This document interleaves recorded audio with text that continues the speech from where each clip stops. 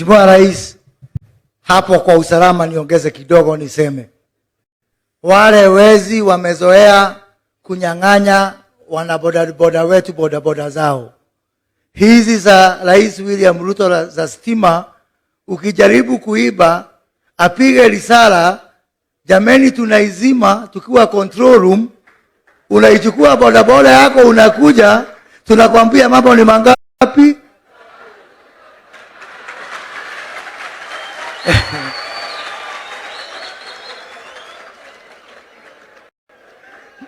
Nichukue hii fursa kumwalika, najua muda umetubana, lakini nisipomwalika dadangu Aisha Jumwa hapa katika hilo baraza la mawaziri, ile kisirani nitapata.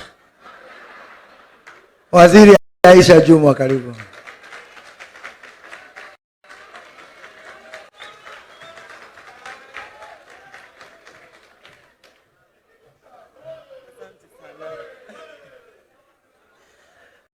Mheshimiwa Rais wa Jamhuri yetu ya Kenya, Daktari William Ruto, Gavana wa Mombasa, Spika wa Seneti, mawaziri wenzangu, partners wetu ambao wamefika mahali hapa, wana shughuli na wageni wetu wa heshima wa leo, wana bodaboda, hamjambo.